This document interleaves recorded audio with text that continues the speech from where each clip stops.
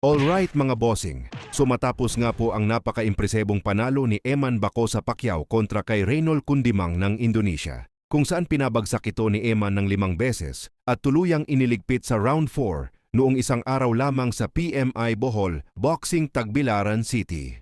Birada nga po ng karamihan mga bossing ay doble nga raw ang panalo ni Eman, bukod daw kasi sa kanyang impresibong panalo ay nahalata ng mga fans ang matinding sapak na yakap nila ng kapuso actress na si Jillian Ward. At talaga namang marami ang kinilig na boxing fans at showbiz fans dahilan upang mag-trending ng todo ang love team na ito.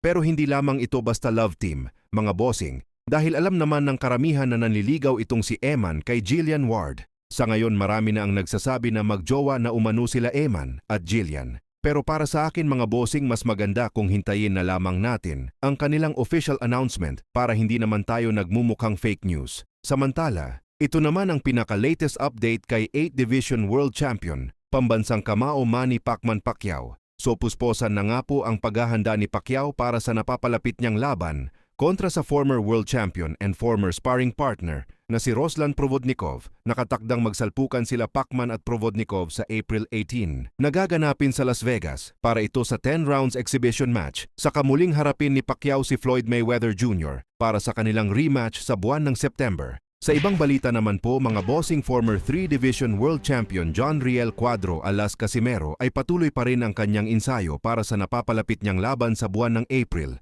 Kaya abangan natin ngayon Marso dahil paniguradong mag-announce na si Koki Kameda kung sino ang kanyang itatapat kay Cuadro Alas. At dyan natin malalaman kung totoo ba ang kumakalat na balita na si Luis Pantera Neri ang makakabangga ni Casimero. Samantala mga bossing, dating nag-angas at nang maliit kay Casimero ang boxer ng MP Promotions na si Elijah Pierce, ay natalo ito via round 2 knockout kontra sa hindi kilalang boxer na si Lorenzo Parra. Humandusay nga po itong si Pierce sa ibabaw ng lona mga boss, sabay bumabali-baliktad. Siguro gusto niyang tumayo at lumaban ng problema sa lakas ng hagupit sa kanya ni Parra, ay hindi nagawang makatayo ni Pierce. Siguro nakakita ng milyong bituin sa kalangitan, kaya nahilo ito ng sobra. So dahil nga po sa talo na yan ni Elijah Pierce, ay nagdiwang naman ang mga supporters ni Cuadro Alas Casimero. Birada nga po nila dito kay Pierce mga boss ay nakarma daw ito matapos niyang insultuhin at maliitin si Casimero. So nangangahulugan lamang ito mga bossing na hindi talaga pang world class ang level nitong si Pierce dahil pinagulong lamang ito sa isang unknown boxer. May bagong kartada ngayon si Parra na 24 wins,